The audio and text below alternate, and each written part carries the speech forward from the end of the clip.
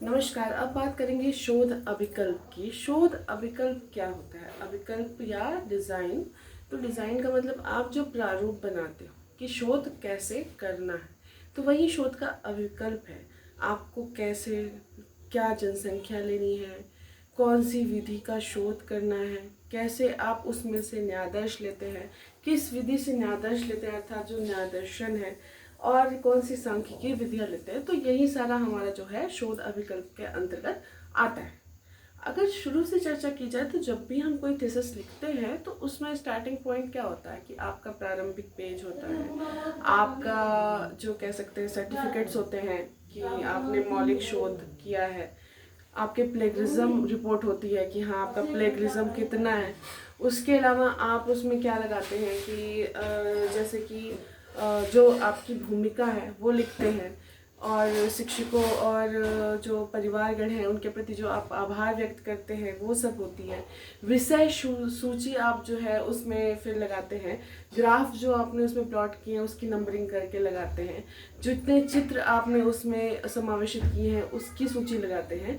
इसके बाद आपका प्रथम अध्याय आता है। तो प्रथम अध्याय के अंतर्गत जो आपका प्रस्तावना है तो उसमें क्या आप जो आपके शोध की समस्या है उसकी जो पृष्ठ ऐतिहासिक या सामाजिक पृष्ठभूमि है, तो उसको आप रखते हैं। जो सैद्धांतिक उसकी पृष्ठभूमि है उसको आप लिखते हैं। उसके बाद आप ये देखते हैं कि जो आप शोध की समस्या जो आपने ली है उसका औचित्य क्या है। तो आप शोध का औचित्य उसमें दिखाते हैं कि किस कारण से आपने यह समस्या ली। फिर आप क्या करते हैं, समस्या कथन उसमें करते हैं। समस्या कथन जो आपकी शोध की समस्या है जिस पे आपने शोध किया है। इसके बाद आप जो उसमें जो चर आते हैं शोध के उनकी व्याख्या या उनका परिभाषीकरण करते हैं। चरों का परिभाषीकरण, तो जो जो टर्म जैसे आया, जैसे संप्रत्यय आया तो संप्रत्यय क्या होता है, मतलब आप जिस परिप्रेक्ष्य में उसको अध्ययन कर रहे हैं वो चीज़ आपको लिखनी होती है कि नहीं हम इस परिप्रेक्ष्य में कर रहे हैं। जैसे शैक्षिक उपलब्धि क्या है, तो शैक्षिक उपलब्धि से आपका मतलब सिर्फ अगर जो शैक्षिक प्राप्तांक है जो प्राप्त कर रहे हैं, जैसे गणित विषय का है तो आप वही चीज़ मेंशन करेंगे जो आप कर रहे हैं।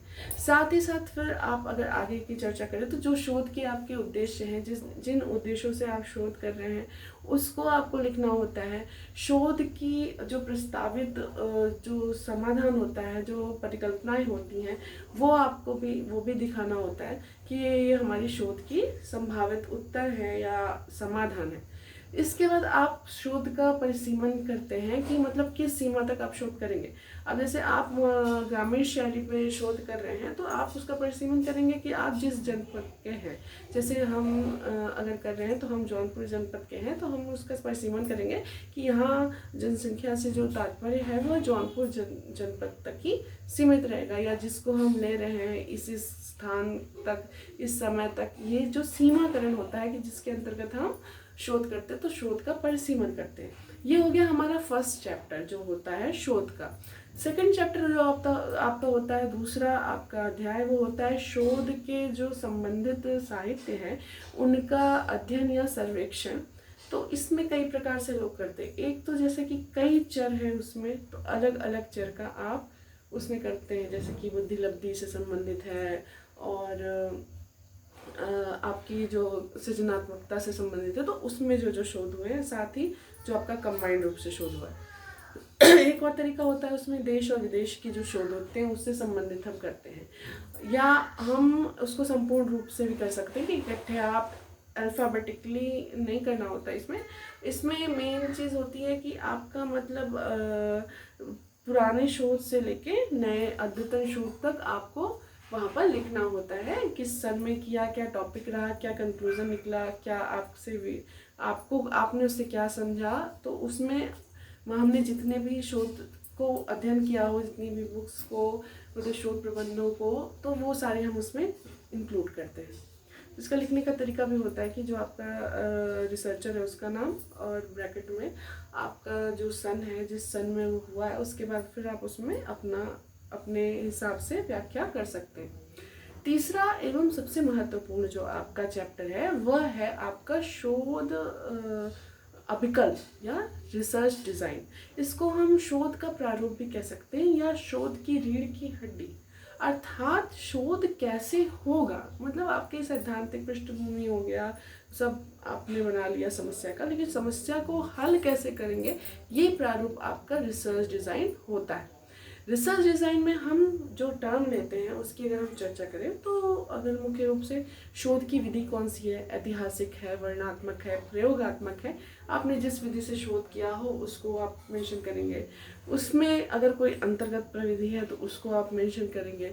इसके बाद अगर हम चर्चा करें कि शोध विधि क्या है, तो विधि के बाद हम अभिकल्प की चर्चा करेंगे। जैसे आपका जो ऐतिहासिक शोध है तो उसमें हम कोई डाटा कलेक्शन नहीं करते, उसमें जो हमारे आपके स्रोत होते हैं प्राथमिक और द्वितीयक, उनका अध्ययन करते हैं, तो उससे जो सोर्स से जो नॉलेज मिलता है, तो उसमें अभिकल्प में वहाँ हम उस प्रकार के अभिकल्प का निर्माण करेंगे कि हाँ ऐसा ऐसा हमें पहले ये करेंगे फिर ये करेंगे, मतलब उसको चरणबद्ध करना, व्यवस्थित करना। तो अगर हम वर्णात्मक शोध की बात करेंगे तो वर्णात्मक शोध में जैसे हमको सर्वेक्षण करना है तो हम उस सर्वेक्षण का मतलब सर्वे का पूरा ढांचा बनाएंगे कि कैसे कैसे हमको सर्वेक्षण करना है, स्टेप बाय स्टेप आपका होता है। प्रयोगात्मक शोध है तो उसमें भी आप करते हैं, तो उसमें जैसे प्रयोगात्मक शोध है तो उसमें नियंत्रित और प्रयोगात्मक समूह, तो जो नियंत्रित और प्रयोगात्मक समूह उसका निर्माण करते हैं। तो प्रयोगात्मक समूह जिसमें चरों का हेरफेर करते हैं, और नियंत्रित मतलब जिसमें कुछ छेड़छाड़ नहीं करते। तो इसके बाद फिर हम इनका कंपैरिजन करते हैं आगे चल के इनके मध्यमानों का। तो इस प्रकार से जो भी विधि प्रविधि आपके शोध की है उसके अंतर्गत जो अविकल्प है कि हम कैसे क्या पहले करेंगे, किस प्रकार से समूह को बांटेंगे, किस प्रकार से समूहों को समान करेंगे, ये सारी चीज़ें हम वहाँ पे दिखते, किस प्रकार से उसको उपचार देंगे और किसको मतलब क्या आपका पूरा शोध का आपका स्ट्रक्चर है, ये आपका शोध अभिकल्प के अंतर्गत हम देखते हैं। इसके बाद होती है हमारी जनसंख्या। तो जिस जनसंख्या पे जैसे हमारी जनसंख्या हमारे जनपद के लोग हैं तो हम उसमें मेंशन करते हैं कि जनसंख्या से तात्पर्य हमारे जनपद के मतलब मेंशन करेंगे, जैसे जौनपुर जनपद के ये आपके जनसंख्या के रूप में माने जाएंगे।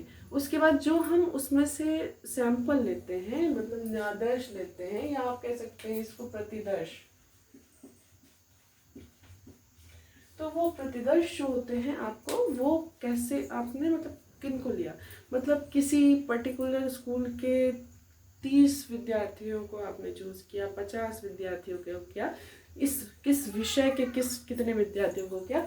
आप चाहे तो इसका टेबल भी बना सकते हैं कि मतलब बालक बालिका है, संख्या है, और या कैसे किस किस विद्यालय से है। तो ये आपका क्या हो गया प्रतिदर्श।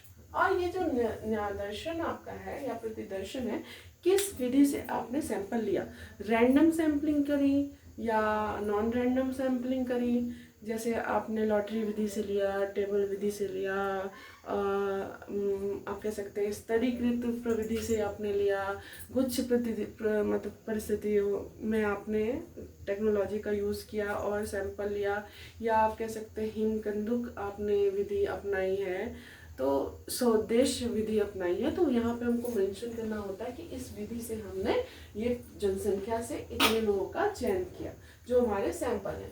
इसके बाद हमको मेंशन करना होता है जो हमारी सांख्यिकी विधियां हैं, किन किन सांख्यिकी विधियों का प्रयोग करेंगे। सांख्यिकी विधियां मतलब टी टेस्ट कर रहे हैं तो उसमें आश्रित कर रहे हैं कि स्वतंत्र टी टेस्ट कर रहे हैं, एफ टेस्ट कर रहे हैं तो प्रसरण किस लेवल का है, दो से अधिक कितने चर हैं, और जैसे काई स्क्वायर कर रहे हैं, मान वेटनी कर रहे हैं और विल्कॉक्सन कर रहे हैं। तो जो भी आप सांख्यिकी विधि का यूज़ कर रहे हैं हमको यहाँ पे मेंशन करना होता है कि ये हमारी सांख्यिकी विधियाँ। तो मुख्य रूप से ये आपका शोध अभिकल्प एवं विधि, इसको हम लगभग 3rd चैप्टर में लिखते हैं। मतलब ये पूरा जो प्रारूप आपका शोध का है वो आपका 3रा चैप्टर माना जा सकता है। अलग अलग यूनिवर्सिटी के लिखने के तरीके थोड़े बहुत डिफरेंस है, लेकिन मेन जो आपका बना हुआ है नॉर्म उसके अनुरूप हम बात करेंगे। इसके बाद जो आपका 4था चैप्टर है इसमें हम क्या करते हैं, प्रदत्त संकलन एवं विश्लेषण। तो प्रदत्त संकलन एवं विश्लेषण में हम क्या करते हैं, जैसे हमने यहाँ सांख्यिकी विधि ये सब डिसाइड कर लिया कि हमको क्या करना है। अब इसमें हमको क्या किया, हमने यहाँ पे ये भी देखते हैं कि हमारे उपकरण कौन से हैं। तो उपकरण हमने जो यूज़ किया है स्वनिर्मित है या आपने खरीदा हुआ है, तो उससे जब हम मार्गदर्शन का उपकरण के द्वारा प्रदत्त या डाटा का आंकड़ों का संग्रहण करेंगे, तो उस आंकड़ों को हम रखते हैं कि मतलब किसने कितना नंबर लिया, ठीक है, मतलब उसका यहाँ पे फिर हम एम निकालते हैं एस डी निकालते हैं, मीन्स आपका स्टैंडर्ड डिविएशन।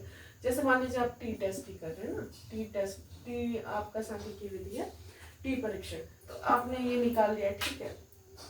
दूसरा पहला डाटा है, दूसरे का भी ऐसे लिखा x1 m1 x2 m2 sd2 या इसमें सिग्मा 2, ठीक है। फिर हम टी टेस्ट निकालते हैं m1 m2 अपान SCD या सिग्मा, मतलब ये आपके जो उसका मेन डिफरेंस मध्यमानों के बीच का अंतर होता है। इसके निकालने की विधि भी आप जानते हैं कि आपका S upon S square upon N करके यहाँ पे होता है माइनस S1 S2 अपान एन।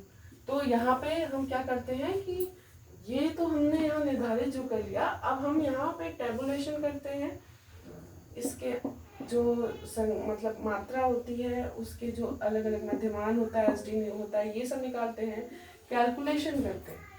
क्या करते हैं, विश्लेषण के अंतर्गत कैलकुलेशन करते हैं और सब कुछ यहाँ पे हम फाइंड कर लेते हैं आंकिक रूप से। आंकिक रूप से मतलब मात्रात्मक रूप से आप कह सकते हैं।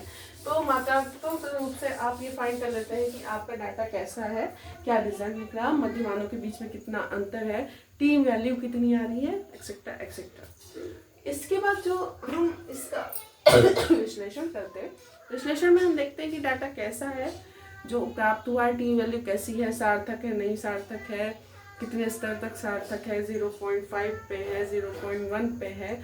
तो इस प्रकार से हम सारा विश्लेषण इसके अंतर्गत कर सकते हैं। और सारा विश्लेषण करके हम फिर 5th चैप्टर में आ जाते हैं। जो 5th चैप्टर आपका है परिणाम, निष्कर्ष एवं भावी शोध हेतु सुझाव। इसमें एक टर्म और जुड़ा रहता है आपका शैक्षिक निहितार्थ।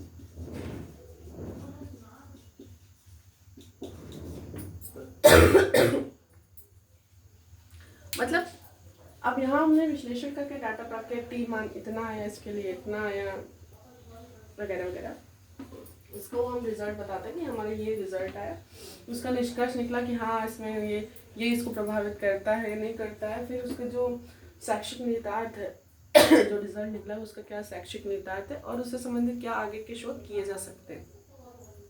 ये टर्म बहुत इंपॉर्टेंट इसलिए होता है कि आगे के शोधों के लिए उसको प्रेरित करते हैं। जैसे अब अगर आप संबंधित साहित्य का अध्ययन करेंगे तो अगर हमने उसके भावी शोध एक सुझाव देख लिए तो हमको नए आपके आयाम मिलेंगे शोध से संबंधित कुछ नहीं। अब यहाँ पे हम संदर्भ ग्रंथ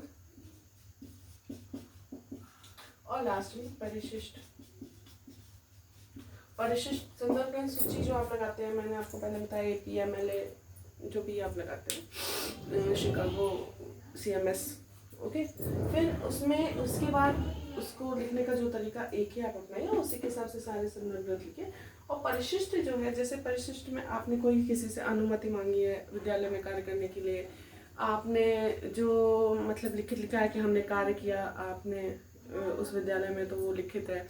आपके जो प्रश्नावली हुई या जो टूल्स हुए उसको लगाने का डाटा जो आपका ये, क्योंकि यहाँ पे बहुत विस्तृत रूप से एक एक बच्चे का नाम लिख के कोई डाटा नहीं आता, हम डायरेक्टली मीन दिखा सकते हैं और सीधे कैलकुलेशन कर सकते हैं। तो जो वो बच्चे मतलब मेन जो रॉ डाटा है वो आप परिशिष्ट में दिखा सकते हैं यहाँ।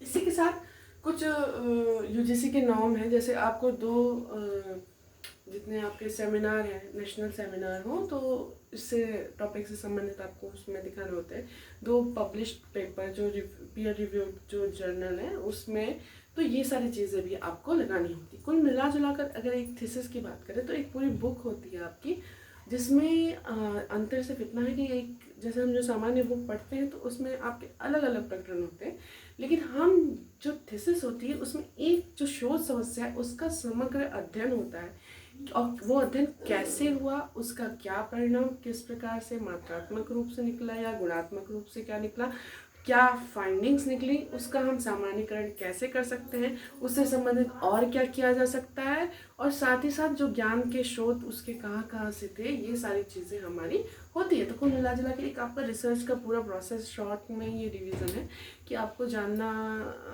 चाहिए कि हम रिसर्च करते कैसे हैं। ज़रूरी नहीं सब PhD करें, लेकिन अगर रिसर्च पढ़ना है और जीवन में आगे बढ़ना है तो रिसर्च को जानना बहुत ज़रूरी है, क्योंकि यही वो टर्म है जो हमारे समस्या समाधान का मार्ग दिखाता है। और हम अक्सर ये देखते हैं अपनी लाइफ में कि हमको पता है कि हमारे अंदर स्ट्रेंथ है, लेकिन हम वो चीज़ कर नहीं पाते। उसका यही कारण होता है कि हमको उसका रास्ता ही नहीं पता चल पाता। और वास्तविकता ये है कि अगर आप पूरी तरह से सारे रिसर्च को समझे, चाहे हिस्टोरिकल हो, आपका फिलोसफिकल हो, डिस्क्रिप्टिव हो, एक्सपेरिमेंटल हो, तो बेसिक रिसर्च हो, और ये सारी चीज़ें जो भी आप जान जाएंगे तो आपको समस्या समाधान करने के कई रास्ते आपको दिखने लगेंगे कि हम अगर सादृश्यता के हिसाब से उस कंडीशन में उन्होंने ये किया या इससे हम सॉल्व कर सकते हैं, तो हमारी भी जो दैनिक जीवन की समस्या है, साथ ही जो दूसरों की मतलब समस्या है, उसका भी हम हल कर सकते हैं।